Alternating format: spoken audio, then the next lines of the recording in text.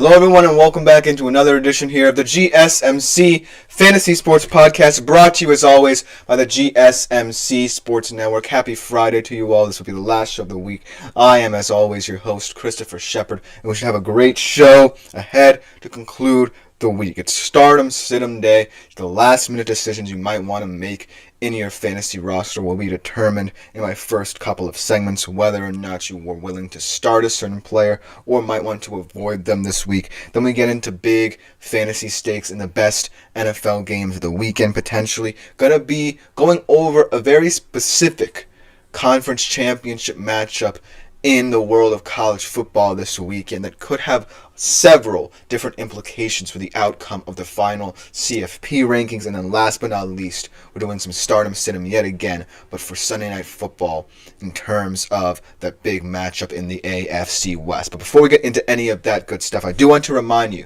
yet again, as always, if you want more content such as this, consider liking, following, and subscribing to the show in the network. Great way to get involved with the channel, to promote.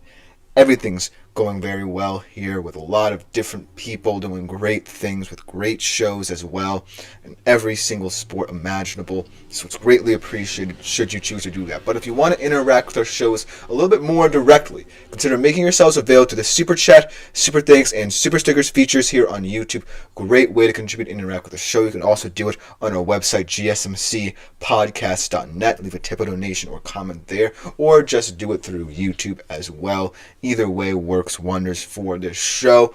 It just makes it that much better, that much more interactive, gets you guys out there in terms of your opinions and thoughts on the show as well. But without further ado, let us jump into our first segment of the day here in the show, talking about my favorite starts of Week 14. As always, I compile rankings throughout the week at each position, letting you know which players I believe are viable assets or potential starts for you. And these players on today's list are the final compilation of all these positions, my top players for each of them. So without further ado, let us jump right into them. Starting off at the QB position, this guy is a little bit of an unfortunate player right now in terms of real life because he's putting up historic stats, but his team is not winning football games with them.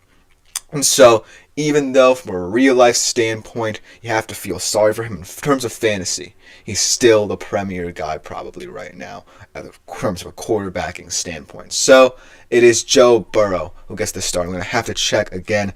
Sorry that I do not remember who they are going to be playing this specific weekend. But, as always, it is the Cowboys. It is the Monday night matchup. Yes, I just wanted to make sure there. But as always, no matter who Joe Burrow is playing, just know that he always has a chance to put up MVP level numbers at least this season. I mean, his team might not win, and that might be a bad thing for their prospects in the future, the Bengals. But right now, Joe Burrow is playing like a prime MVP candidate for one of the most disappointing teams this season in the AFC. And so, in this match with the Cowboys, yes, it's kind of funny considering the fact the Cowboys are going to be coming into this one with a better record, but I still think the Bengals are the slightly better team because this offense doesn't care how your defense is playing. They're going to decimate it. They're going to dominate because they have the superstar talent. It is a matter of whether or not their defense shows up. Because in some certain games this season they have. But for the most part, they really haven't. And they've truly underachieved with one of the better defensive coordinators in the league in Lou Anarumo. I don't know what's going on with that relationship there, but it's truly concerning.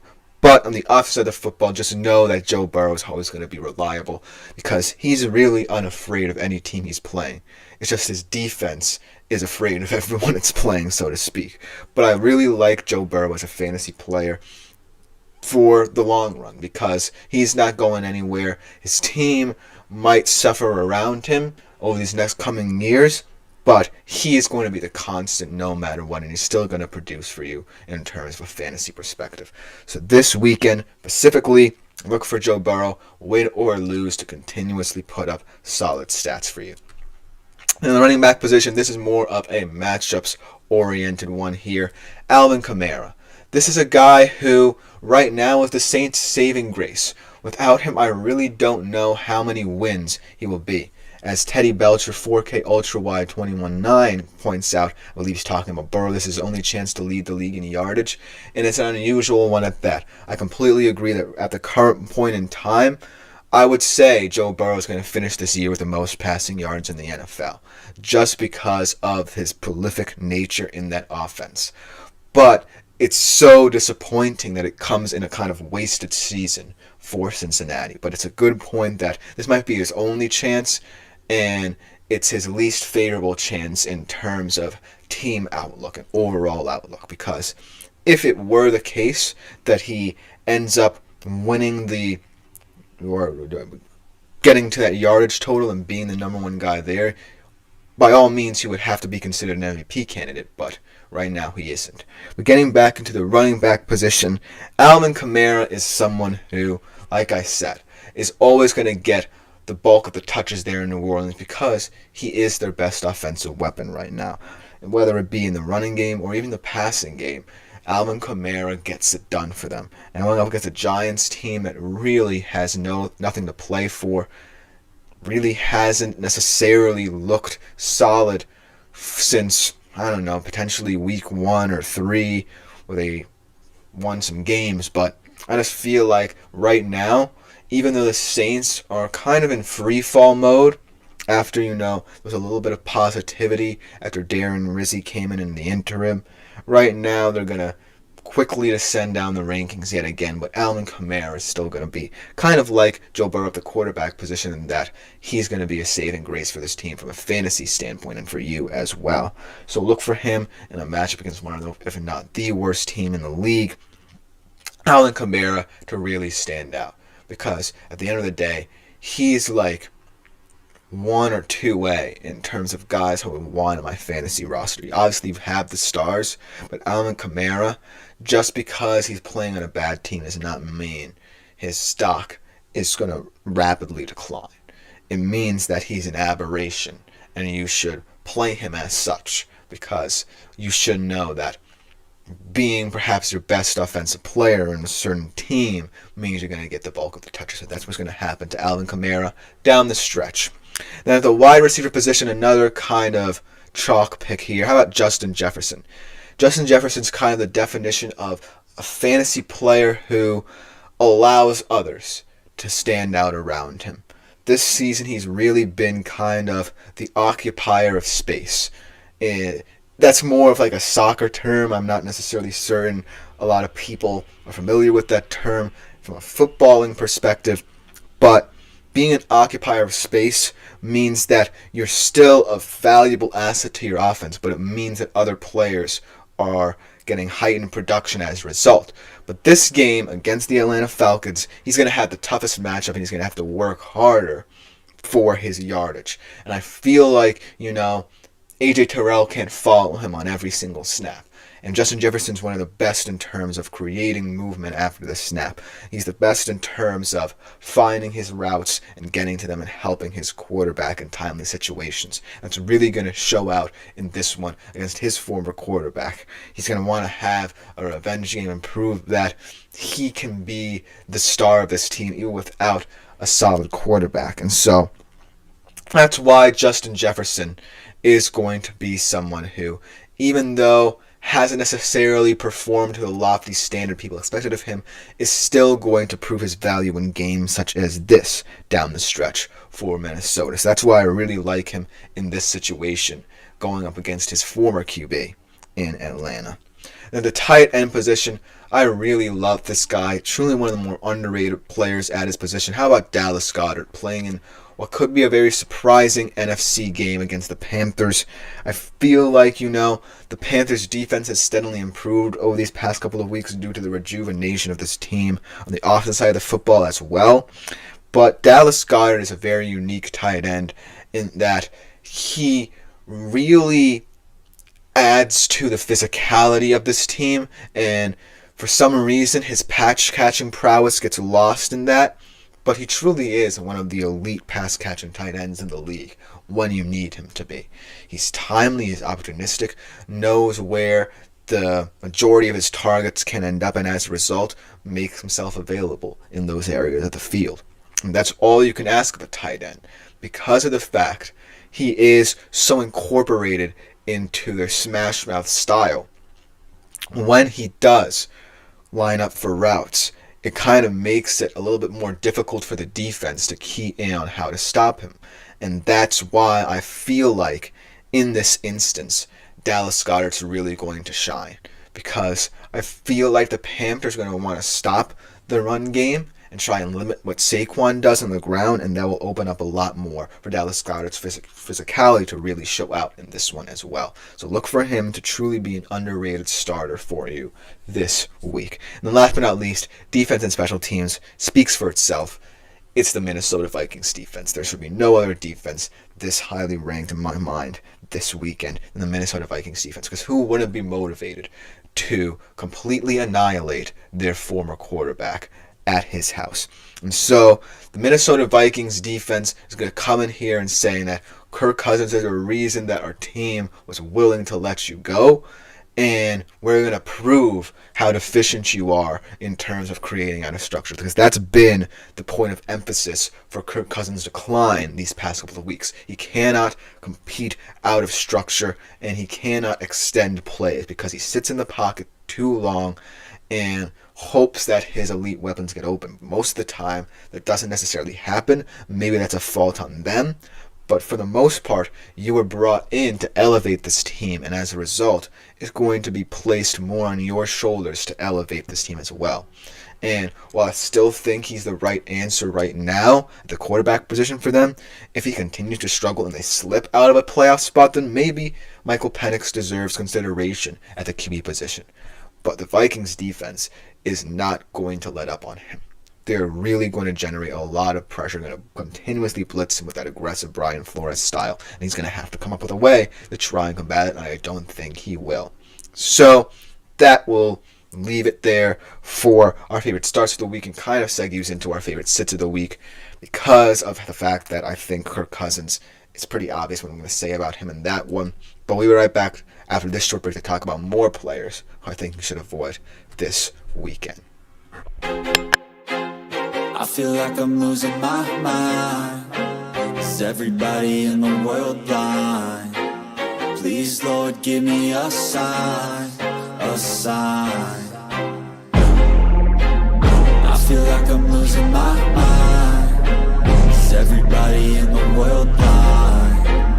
Please, Lord, give me a sign, a sign. I wanna be the greatest. Everybody on the fake shit. I look around and feel like everybody is the fakest. I make this every day and I'm impatient, hoping one day I blow up from the basement. Statement, the top is so vacant. I don't hear shit that I think is amazing. Waiting for my day when I'm playing sold out shows for 1,000 faces. Hey, give me that crown, get in my way and to be put down. It ain't your place, all this my town. If I want that shit, then I'll get it right now. I'm losing it, the noose it fits. I'm losing shit, a stupid myth. You choose to live or choose to dip. You choose to fight or lose your grip and lose a gift. I feel like I'm losing my mind. Is everybody in the world blind? Please, Lord, give me a sign, a sign. I feel like I'm losing my mind. Is everybody in the world? Hello everyone and welcome back into the GSMC Fantasy Sports Podcast, brought to you as always by the GSMC Sports Network. And before we get into our second segment of the day here on today's show, I do want to remind you that if you feel so inclined throughout today's show, consider making yourselves available to the Super Chat, Super Thanks, and Super Stickers features here on YouTube. Great way to contribute and interact with the show. You can also do it through our website as well, GSMCpodcast.net. Leave a tip or donation or a comment there, or just consider doing it through YouTube as well. Either way is greatly appreciated by all. It just makes the show that much better. I love hearing all your great opinions on all things fantasy sports. Without further ado, let's jump right into our second segment of the day, where we have to talk with the starts, we have to talk with the sits, because there are going to be a lot of players who you might want to avoid this fantasy football weekend. And so I feel like, it's kind of getting defined in terms of how this week is going to play out, because there are going to be a lot of intra-conference games and divisional rivalries playing out, but there are some games where it's just coming down to one team I can physically see dominating the other. It may not add up to a win or a loss for that respective team, but I do think there are going to be some deficiencies revealed, some flaws revealed for certain teams this week, and it stems from some of these players struggling in certain situations. So without further ado, let's jump right into him, starting off with a guy who's pretty obvious I'm going to mention here at the QB position. It is, of course, Kirk Cousins. Unfortunately, Kirk Cousins' decline has been overtly rapid these past couple of weeks. Only over 6 interceptions and 0 touchdowns these past 3 weeks here for Atlanta. They still control their destiny there in the NFC South. As wild as it is, they have the tiebreaker over the Bucs, so it's forcing the Bucs to really win out here. But they still have to win at least 2 out of the 3 next games to ensure that they lock up that NFC South title. And I don't necessarily know if Kirk Cousins is fully capable, because the Bucs schedule is a lot easier than the Falcons schedule, and the Falcons schedule starts off with a tough match against the Vikings. I believe they play the Commanders in about 2 weeks' time as well. So things are not going to get any easier for Kirk Cousins here. As much as people love him, and as much as he's had fascinating games these past couple of weeks in the season, I feel like he's starting to show that he simply has lost his luster as a starting QB in this league. Now, I'm all for keeping him in and not turning to Penix, because it shows that you're not necessarily trusting this investment, and Michael Penix Jr. is still a rookie, and he has very little starting experience in the NFL, let alone for a team wanting to make that playoff push. So I do feel that Kirk is going to remain the starter for the time being here, but if they slip out of the playoff race, you might want to see what Michael Penix Jr. has in the stretch. It's a disappointment in terms of the Falcons' investment in Kirk Cousins this season. So that's why I feel like in this game against his former team, he's going to really struggle to prove that he's a competent starting quarterback anymore in the National Football League. And then at the running back position, this just comes down to the matchup here and how I don't necessarily like this Bills offensive line protecting enough for James Cook against that feisty Rams defensive front. So that's why I think James Cook, unfortunately for me, especially as he's my running back in my personal fantasy league, is not going to necessarily play well for you. I do feel like there are moments where James Cook is going to have good games, but this is not one of them. This, I'm going to mention this later in my NFL implications segment, is going to be a trench warfare battle. It's going to be won or lost in the trenches for both of these teams. And a matchup where I see the Rams winning is generating pressure on running downs against this Bills offensive line. I do feel like Jared Verse and Braden Fisk are going to wreak havoc in the backfield, and it's going to be to the detriment of a guy like James Cook. I do think that the Bills are going to find ways around it, but it's not necessarily going to involve consistently trying to feed Cook and get him going, because they can find other ways to get going, we know. And it's not going to stem from trying to push the narrative that they can win this football game just by running it down the Rams' throats, because that's not going to happen. So that's why I think James Cook is going to suffer in this matchup. And then next, I'm trying to talk about DJ Moore here at the wide receiver position. Another one, funnily enough, of my personal fantasy players. You can tell I'm kind of reeling in my fantasy league right now. But I do feel like DJ Moore in this match with the 49ers, as much as I want to say this could be a really interesting matchup here for him going up against these 49ers secondary pieces, I do think this has been a very disappointing season for DJ Moore in this offense. Seen potentially as the leader of it, potentially helping Caleb Williams in his first season, being that guy who has the experience in this offense, but he's really not necessarily stepped up for Caleb. And that's why the Bears are in a very tough spot right now. But I do think that Thomas Brown might be able to help that out a little bit, but definitely not in this game against the 49ers. I do think the 49ers, as decimated as they are on the defensive side of the football, still have enough to limit a guy like DJ Moore, who kind of feels out of it right now. You know what I mean? I feel like he's not necessarily that influential in this offense anymore. And it's to the detriment of this team, especially in late game situations where you need a guy who can be the difference maker for you. And that's why I don't necessarily see DJ Moore as effective of a fantasy asset as he was potentially in the middle of the season compared to now. And even though this offense I think will steadily improve, I can't necessarily see it to the point where, he's going to be a world beater these next couple of weeks, because the Bears are well and truly out of the playoff picture right now. And this is just about, trying to find the right pieces on offense. And potentially he could prove me wrong, but I don't necessarily think in this game he's going to stand out. And I might, sell him while he's hot, because he's definitely not played well for me these past couple of weeks, and potentially has cost me a couple games, cost me ground in the playoff race.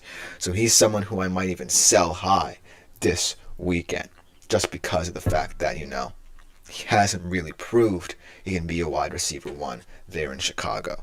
Then the tight end position, this is a guy who I've tried to be high on these past couple of weeks, but has had a weird season thus far in the Steelers offense, and going up against a divisional rival in the Browns for the second time in 3 weeks, I think that he's either going to be an X factor or a bust for you. It's Pat Freiermuth.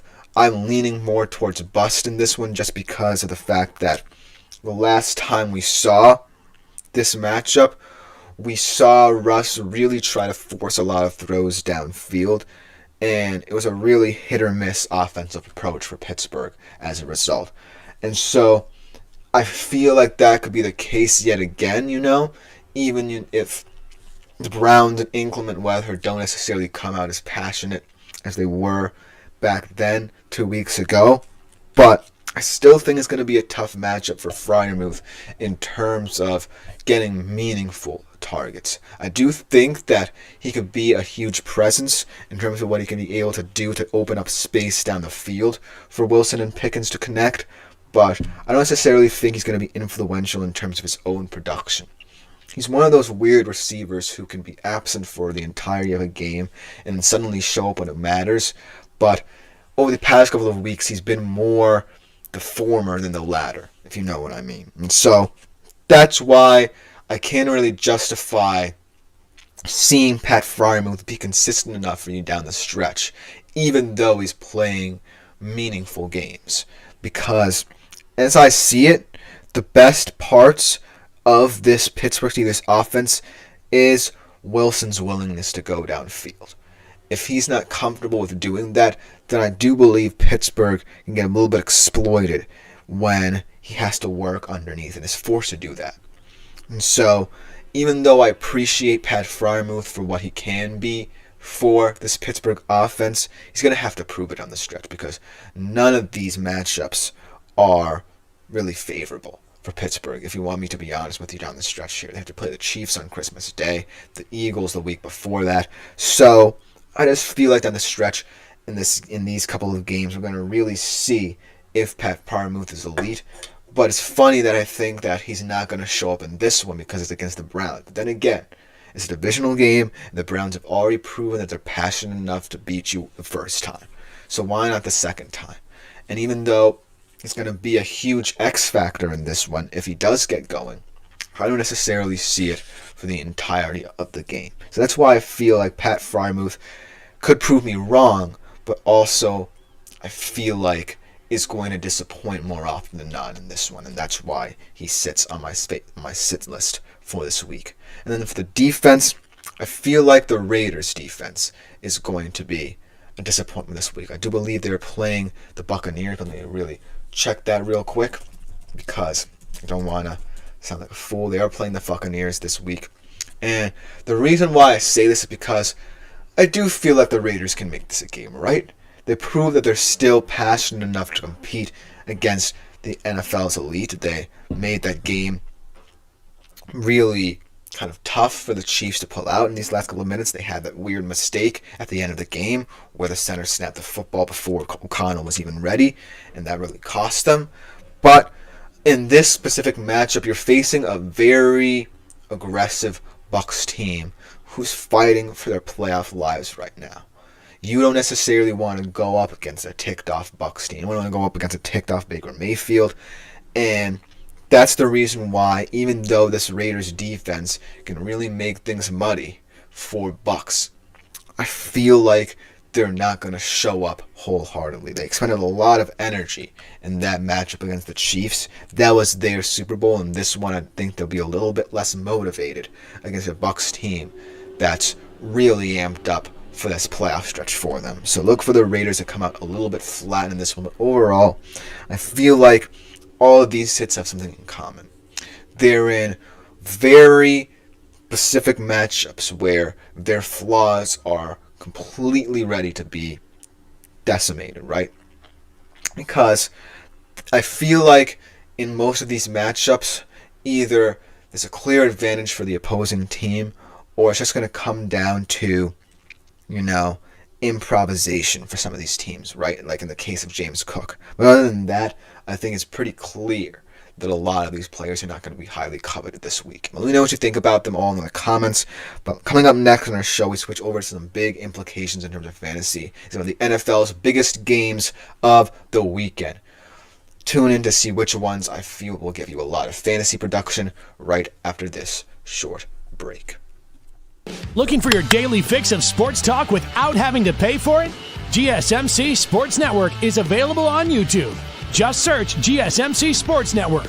Get your fix of daily sports talk shows on YouTube, absolutely free. NFL, college football, NBA, MLB, MMA, UFC, fantasy football, and so much more. GSMC Sports Network has shows running all day long, with new sports shows starting every 2 hours. Just like on your favorite cable sports channel, except GSMC Sports Network is absolutely free. Just search. Hello, everyone, and welcome back into the GSMC Fantasy Sports Podcast. And for our third segment of the day here on today's show, which over to some huge fantasy implications on some big games that I looked at this week. And I think the bulk of your fantasy production for this week will come from these 4 games. And I feel like there are a good set of games, a couple divisional rivalries, a couple of intra-conference games that I really think stand out on paper. But we're going to have to see how they all play on the field because I could be completely wrong about them. For example, one of these games was on my list a couple of weeks ago, and it completely proved me wrong in how it played out. So I'm going to have to take my word for gospel, but I'm just going to be keeping my eye on this game in terms of specific fantasy production from specific players and specific units as well. So without further ado, let's jump right into it, starting off with the game that I'm repeating here after a 2-week hiatus on this list. It's Seahawks-Cardinals, the second iteration of this game over the past 3 weeks. And the reason why I think so is that's going to be a more exciting matchup in this one in the desert. And I feel like, a lot of people might be saying that this is the Cardinals' time to shine. It definitely could be. They know now that the Seahawks are willing to sell out to stop the run. So they're going to be aggressive in coming out with the run game, setting the tone with James Conner, and hoping that will open up a lot of plays for Kyler Murray to make either with his own legs or down the field in the passing game. But on the other side of the football, this is a defense that I feel has really sharpened up. A lot of people might be turning to it right now as a late addition to their team to make a playoff push, but also the special teams concerns as well could add up to a very interesting situation there in terms of whether or not you might want to start them in a last-minute move. But on the offensive side of the football as well for the Seahawks, it's going to come down to the timeliness of JSN. I think JSN is going to be the X factor for this offense. He is one of the prime movers of the chain in terms of this offense. Very reliable. It's Lil Fettuccini, 68, putting me on the spot here and asking who is the best in the NFL right now. Well, I think the Lions proved it last night, huh? I feel like that was a big win for them, even though as decimated as they were on the defensive side of the football, they might kind of have to fix that. I feel like they proved that they can play with anyone, no matter the situation for them in terms of injury status or what have you. I think the Lions proved last night that they can win any kind of game as well, and most importantly, remain efficient. Efficiency is what's going to matter in the NFC side of the bracket, I feel like. And if you're not efficient, chances are the Lions are going to dominate you on their way to their first Super Bowl in quite some time. The first Super Bowl ever, for that matter. So, I think the Lions are the best. Thank you for that question. Moving back into the Seahawks-Cardinals game. I think JSN, like I said, is going to be the biggest X factor, but look for potentially Kenneth Walker to have a bigger say in the outcome of this game than he did 2 weeks ago, because I do feel like there can be moments for the Seattle run game to really shine, but it's going to have to stem from running between the numbers rather than relying on this offensive line to pull for you, just because they've really struggled in that regard. They've really struggled in terms of getting out in space, getting to the second level, and protecting Kenneth Walker in those short yardage situations. So that's going to be something to monitor here for Seattle. Then moving on to another kind of NFC West game, but in an intra-conference setting, Bills-Rams. And I talked about this a little bit when I was talking about James Cook potentially being someone to avoid from a fantasy standpoint, because I think, like I said, it's going to be a battle of the trenches. And it's going to come down to both of these defenses trying to sell out to stop certain aspects of these respective offenses. For the Bills, I think that if you play your trademark zone coverage, you should be fine in limiting what the Rams can do in the passing game. Because I feel like a lot of the Rams' passing game this season relies on yards after catch. It relies on intelligent route running. And I feel like the Bills are very well equipped to handle that.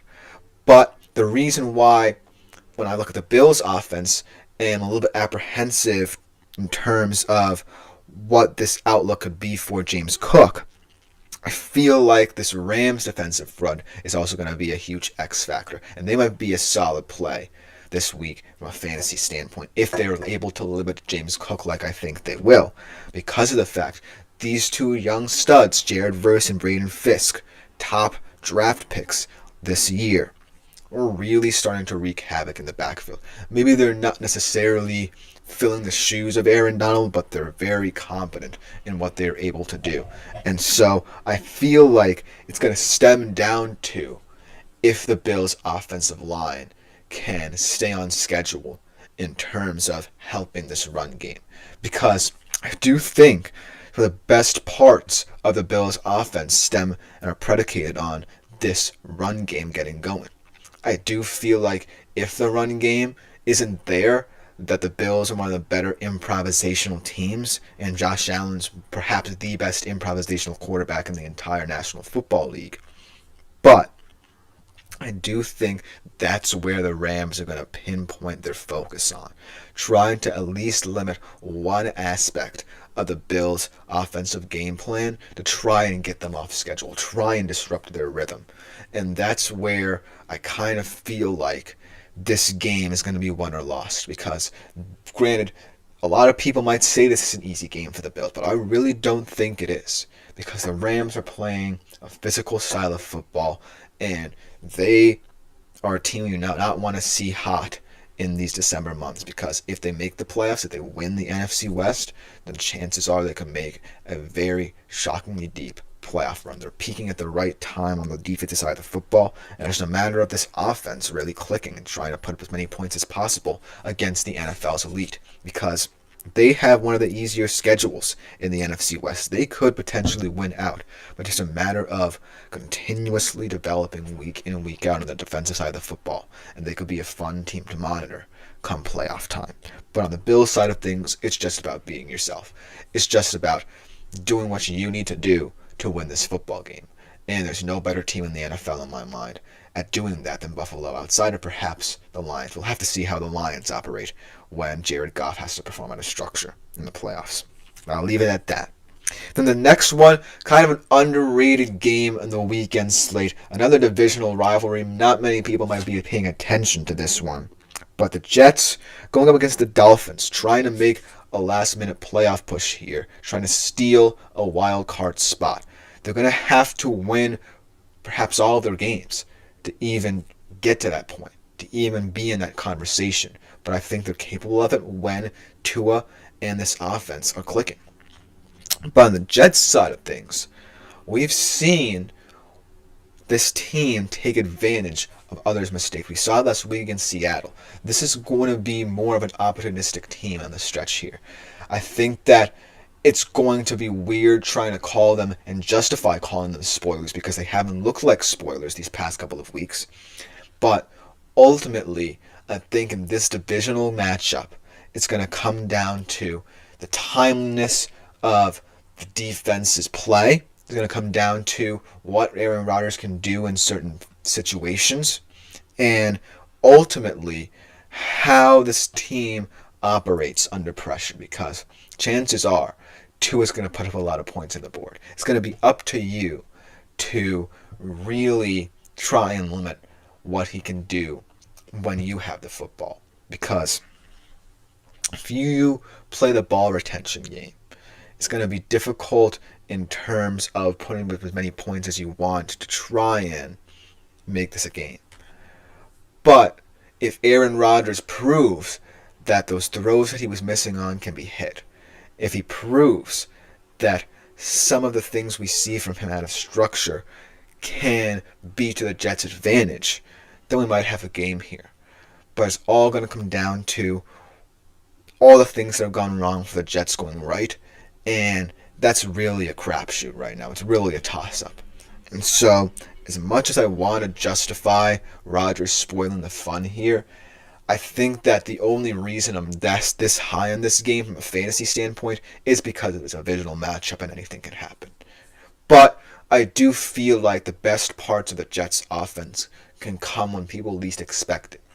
So, take that with a grain of salt.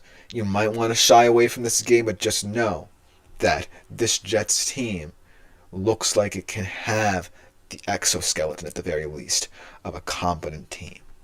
It's just a matter of putting it all together.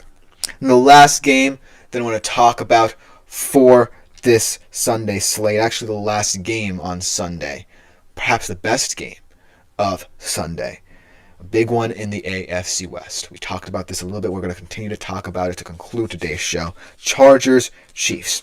And I suggested yesterday, and continue to suggest it in our final segment today, that this has the makings of potential AFC West takeover. I feel like the Chargers defensively are going to be prepped and ready to go to really limit this Chiefs offense that has been pretty underwhelming this entire year. In every single metric, they're kind of middle of the pack in terms of how they play. The reason why I'm a little bit apprehensive to say I'm all in on a potential upset here is just because Justin Herbert, like I said, might be a bit uncomfortable reverting to playing hero ball again, because that's what he's going to need to do to keep up with this Chiefs team. Because I do think there are points to be had for this Chiefs offense against this Chargers defense. It's going to be difficult to come by, but there are moments where this Chargers defense looks vulnerable. Remember, they're playing with two rookie corners in Cam Hart and I believe it's Alohi Gilman.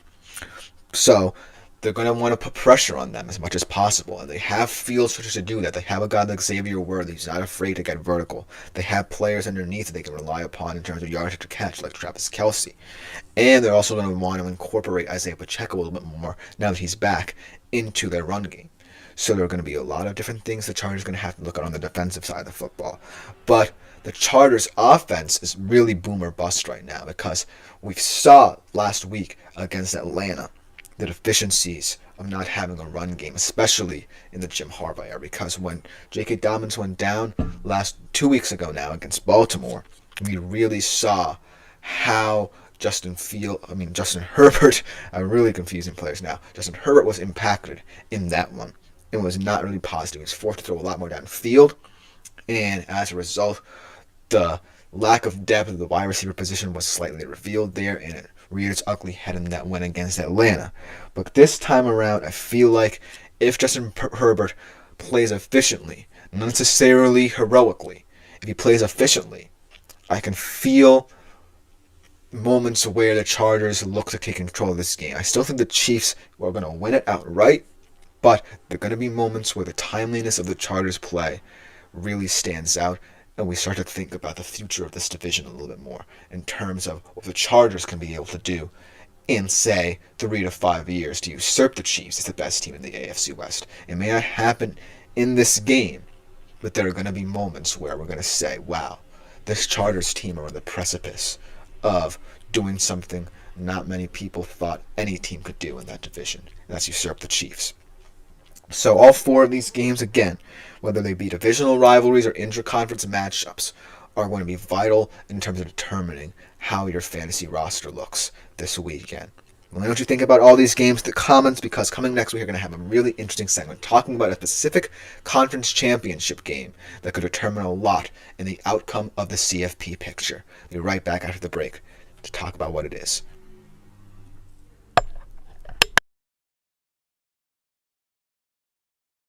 For the best and latest podcasts available anywhere, go to the podcast app on your cell phone and type in GSMC to access free content-rich podcasts on health and wellness, book reviews, sports, entertainment, relationships, social media, movies, technology, finance, and even weird news. Subscribe and download the GSMC Podcast Network's family of shows, available everywhere.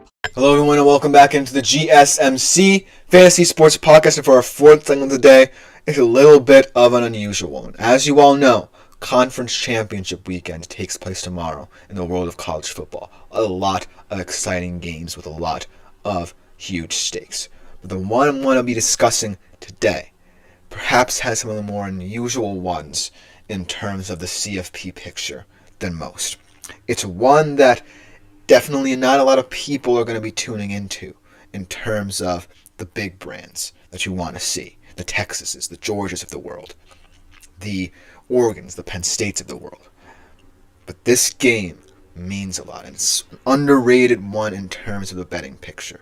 So you might want to keep your ears peeled when I talk about betting statistics in this one. Further ado, let's talk about the Mountain West Conference Championship game. UNLV Boise State. And this one, in terms of theoretically, is simple for both of these teams. In terms of hypotheticals, this, for all intents and purposes, looks like a win and in game. But there are so many different outcomes here for all the chaos that could happen around it that makes it so special. Because these teams, no bars hold, are the teams right now that control their playoff destiny. For UNLV, it's a unique position after all the hectic natures of their team off the field. And for Boise State, it's an opportunity to highlight one of the most special players in college football this season and showcase him on a more grand scale than they could before. But in terms of how this plays out, in terms of whether or not it plays out how we expect it to, a Boise State win compared to UNLV win could toss some things out the window here and create some chaos situations that a lot of people are going to want to monitor. So without further ado, let's dissect it a little bit from a betting perspective, and most importantly, from an overall outlook for both outcomes for this game. So Boise State are the favorites in this one, 3.5-point favorites. The over-under is 58.5 because both of these offenses, we know, can be very high-powered in certain moments. And we're also going to talk about this game, at least from a player standpoint and who stands out. But let's get into the wackiness that could ensue based off the results of this game. So it's pretty easy if Boise State wins. They're in. They potentially get a first-round bye, say if Iowa State wins the Big 12. Or, if people feel justified in saying that the winner of that Big 12 championship should be placed higher and get the first-round bye over Boise State, they're going to go as the 12th seed. For UNLV, it's pretty much the same, except I don't necessarily think they'll be the first-round bye team, even if, Iowa State wins the Big 12, just because even though this win will look good on the resume, they don't have many other wins that will look pretty good on the resume. But let's talk about, the outcome first for the group of 5 and first for Power 4 conference and then for Power 4 conferences in terms of how important this game is. Because in terms of the group of 5, while Army, per se, seems out of it, they're currently ranked 24th. So let's say UNLV wins this game. Army, if they win, could be justified in saying, well, we were ranked And while UNLV was ranked consistently this season as well, we have proved that we, as a one-loss team to a ranked opponent, potentially one of the best teams in the nation right now in terms of overall play over these last couple of weeks, that's our only loss, we can say that we're better than this team.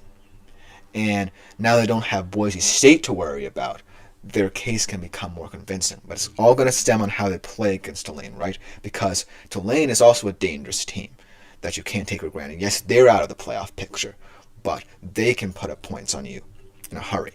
And so Army's most likely going to have to blow the doors off Tulane to really remain in this conversation, because right now their case is not compelling. But then, when we look a bit deeper into the Power 4 games, I feel like two respective matchups, the Big 12 and the ACC championships, could prove to muddy the waters here based off the outcome of this game. So, if UNLV wins, right, they're in. But let's talk about the ACC picture and the Big 12 picture, because Arizona State and Iowa State, nobody expected them to be here, right? But if Arizona State wins, I feel it's simple. You're either the 12th seed, and if you play well and the committee views you as playing at a higher level than UNLV, you might just get the first round bye. But if Iowa State wins and UNLV wins, you're now looking at a very deep pool of 2 or 3 loss teams that can muddy the waters. You're looking at a 2-loss ACC third place team in Miami. You're looking at all those 3-loss teams in the SEC.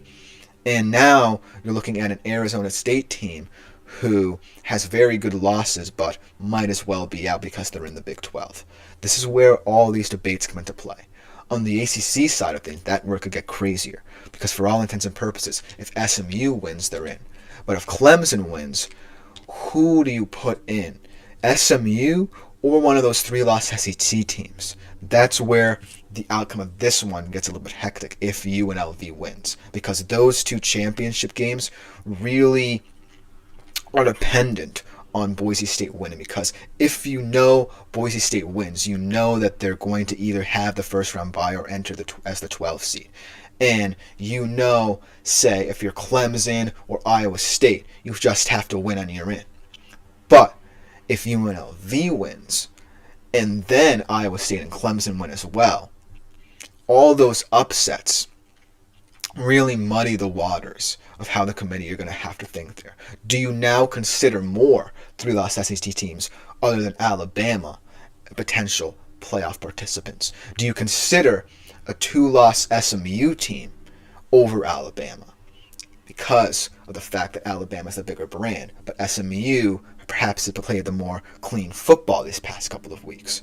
Does Miami re-enter the picture now that we have more 2-loss teams? It's also the fact that all these teams are playing in a conference championship game might help them outside of, say, Iowa State and Clemson, because if they lose, they're most likely out. So that's where, if I'm the committee, a lot of chaos can happen. If these 3 teams, UNLV, Iowa State, and Clemson, all win, then you're going to have to open the doors for a whole new debate.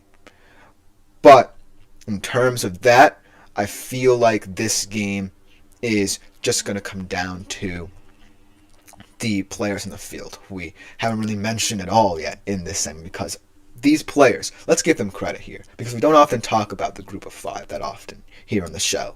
We should give them their flowers, because these group of 5 players are unsung heroes. They might have decided to forego going to a Power 4 conference, or have struggled at lower levels of the college ranks. And these were the teams that were the only ones that would give them this opportunity, and they've shown they can be premier players at the college football level. And no matter all their trials and tribulations, this is their shot to prove it.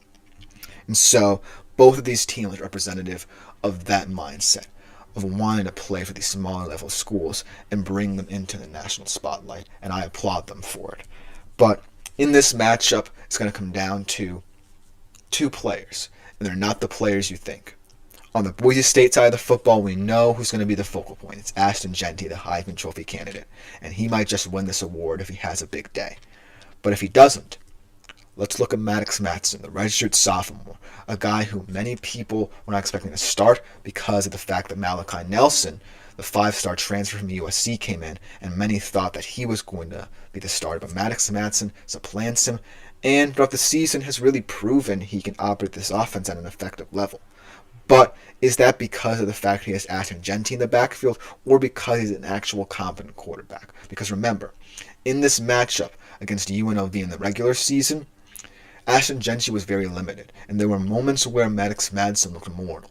In this matchup, UNLV is going to want to generate as much pressure as possible on him while also loading the box to stop Jeanty, and they were the most effective team this season in doing that to a T. And so look for them to try and replicate that again. So on the Boise side of the football, if Jeanty struggles early, look for the pressure to fall on Maddox Matson's shoulders. He's going to have to deliver. He certainly has capable weapons in the receiving game like Charles Caples, but he's also going to have to rely on the fact that potentially Ashton Jeanty's not going to show up, so he's going to have to step up his game in an important atmosphere. On the UNLV side of things, a lot of people are saying that Malik Williams, this kind of surprise story guy, stepping in after the whole Matthew Sluka situation and really proving that he can operate this offense just as effectively as Sluka did, and his story is just remarkable. But it's going to come down to his receivers, right? Ricky White III might just be the second best player in the football field on Saturday. This is a guy who's a difference maker in the receiving game, one of the top receivers in the nation outside of the Power 4. And I feel like, Malik Williams, in terms of his dual threat ability, is a lot more exciting and thrilling than what Matthew Sluka brought. Because I actually saw Matthew Sluka at the FCS level when I was at Fordham. He was at Holy Cross. So this is someone in Malik Williams who could do a lot more for you with his arms and his legs. But Ricky White III is going to have to get separation against this Boise State team because that front is going to want to generate as much pressure as possible on Williams. They have great guys in their front who are going to be active in that backfield if they can't get going. So look for Ricky White to have to get open early and often in this one to keep pace with what the Boise State offense could potentially do. Let me know what you think about this game and the situations that can ensue in the CFP should different outcomes play out. And so that's why I wanted to highlight this game. Let me know what you think about it in the comments. But to conclude today's show in the week here on the GSMC Fantasy Sports Podcast is my start sit-em for Sunday Night Football, Chargers-Chiefs, to close out the show.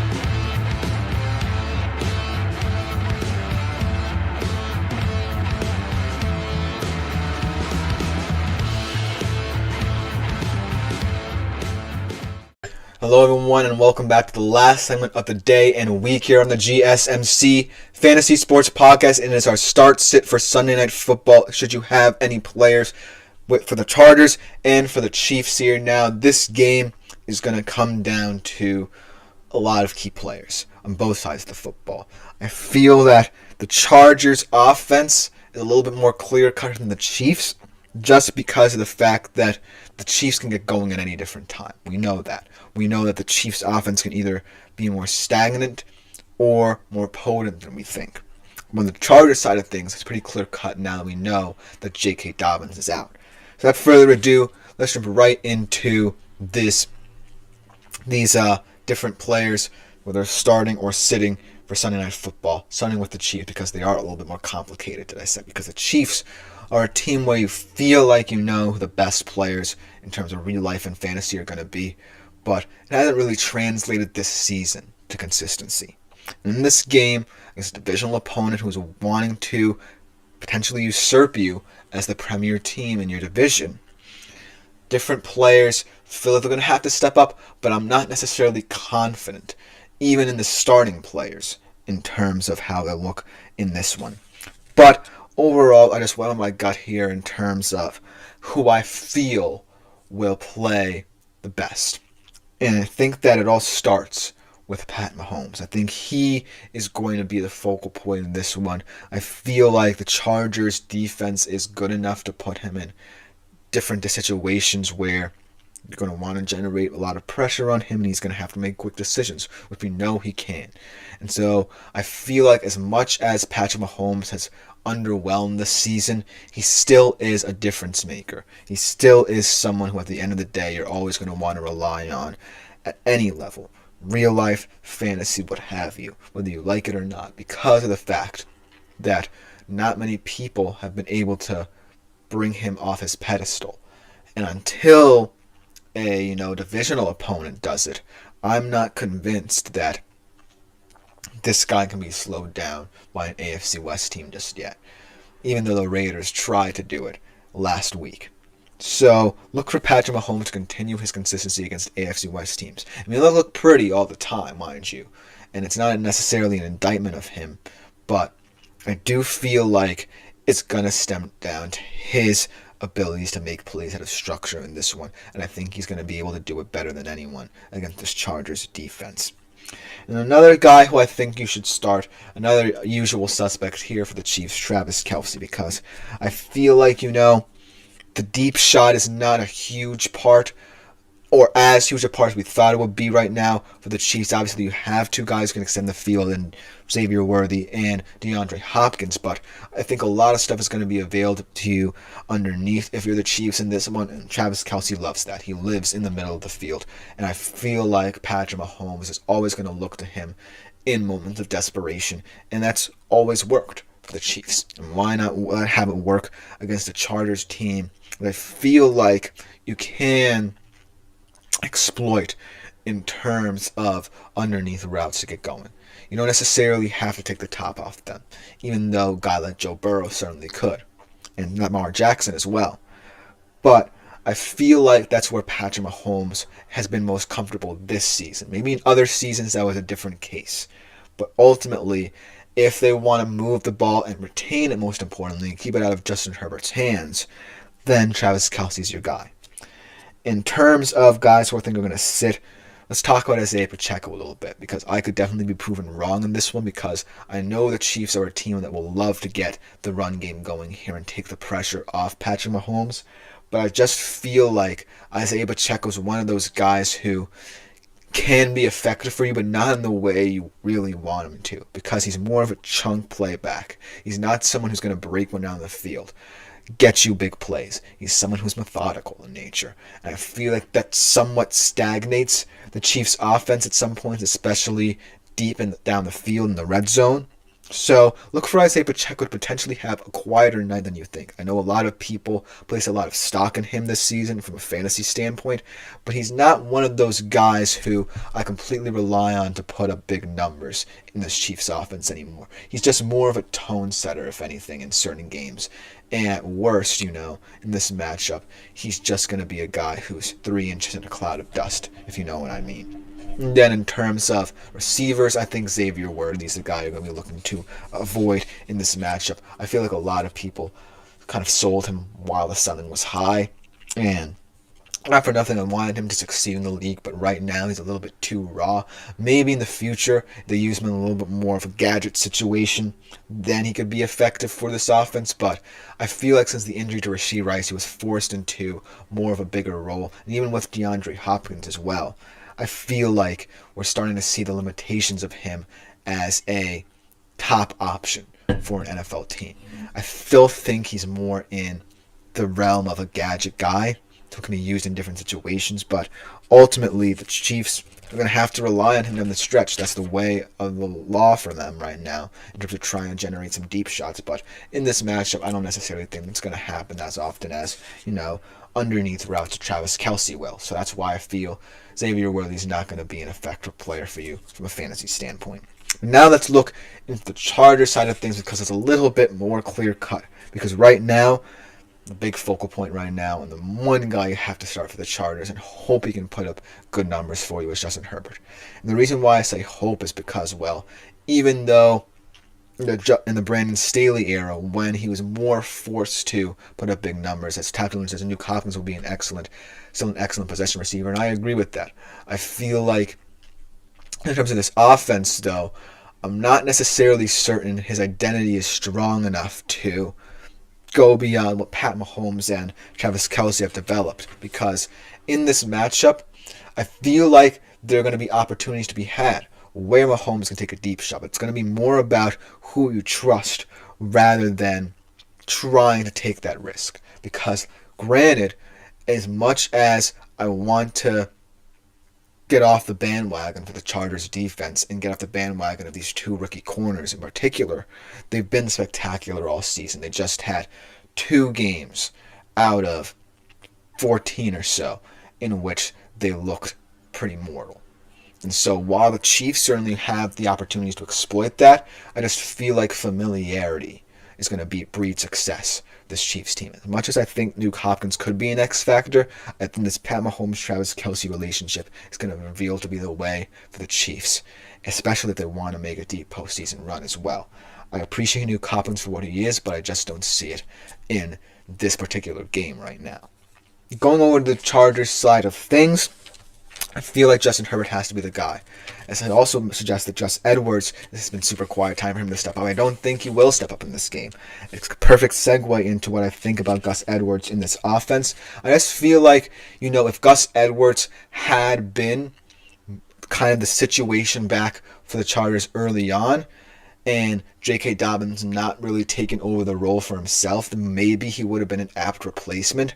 But right now, what we saw in Atlanta was not indicative of what the Chargers' run game was this season. I just feel like J.K. Dobbins was so dominant and really made that role his own that now these backs are suffering because they may not have gotten as many touches as they expected this season. So that's why Gus Edwards in this game kind of will feel overwhelmed against a very solid Chiefs front here.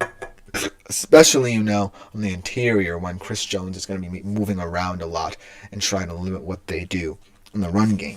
That's why Gus Edwards just feels very stagnant in this matchup. I feel like a lot of people might have turned to him on the waiver wire once J.K. Dobbins went down, but I don't necessarily think that was the flow of this offense, And it's not something the Chargers themselves expected, right? Because they thought it was going to be a by-committee approach because of the fact these two guys were stellar in Baltimore and they expected them to translate as well to here. But that hasn't been the case, and so we're now seeing how that affects this team after this Dobbins injury. But in terms of receiving threats, the Chargers, because that's going to be an important aspect of their game, I feel like timeliness is going to come into play. And the timeliest of receivers for the Chargers this season has been Ladd McConkey. I know a lot of guys are trying to undermine him a little bit just because he has stepped up in big moments but has been absent in terms of game flow. And that's something that people have tried to nick him on in terms of trying to diminish his achievements in this team. But I feel like he's the most competent receiver in terms of maintaining possession. He is their possession receiver, as Tapton said, for Nuke Hopkins. I feel like in this game, while Justin Herbert definitely has the ability to play hero ball, much like Mahomes, he's going to want to go with his familiar stuff. He's going to want to be efficient, most importantly, keep Mahomes on the bench as long as possible. So Ladd McConkey is that guy for him, and he's proven that he can do it consistently for this team. On the other side of things, two guys who I think that people have really forgotten about, or one guy in particular who these people have really forgotten about, is Josh Palmer, because he was seen as one of those underrated guys for this team a couple of years ago when they still had Keenan Allen. And so Josh Palmer, now that he's not necessarily an unsung hero for the Chargers getting revealed a little bit. He's not necessarily as effective of a possession or deep threat receiver as we thought he was going to be, and he's really limiting, what Justin Herbert can do in certain areas of the field. I feel like Quentin Johnston could also be a play in this game just because of his verticality and what Justin Herbert might want to do in the downfield passing game in this one. But for the time being, Joshua Palmer has really lost his luster. I feel like he needs a guy like Keenan Allen to occupy certain areas of the field so he can get open for himself, but he can't necessarily create for himself, nor can he create for others. And I can't say the same for Ladd McConkey because he's proven he can open up different areas of the field for different guys. It's just a matter of Justin Herbert relying on him to do that over others as well. And that's where I feel like that's the trouble with this Chargers offense in this game. It can be stagnant if Justin Herbert's trying to force feed the ball to Ladd McConkey in this game. But ultimately, it's going to come down to familiarity, and familiarity is the Chiefs in this matchup. As Splashman says, home field will be huge in December against the Cali boys. And I feel like if the Chiefs do end up facing the Chargers in the playoffs, that will be big as well. Weather in this one I don't think will be a huge factor, but in the December months, as it gets colder, it will be in the postseason. And the Chargers might want to get the Chiefs while they're ahead in the regular season and try and save their pride for the offseason should they face the Chiefs again. But let me know what you think about this game in the comments, because that will just about do it for today's show. I've been Christopher Shepard. This has been the GSMC Fantasy Sports Podcast, brought to you as always by the GSMC Sports Network. Like, follow, and subscribe. Make yourselves available to the Super Chat, Super Thanks, and Super Stickers features here on YouTube. Other than that, I am out for today and the week.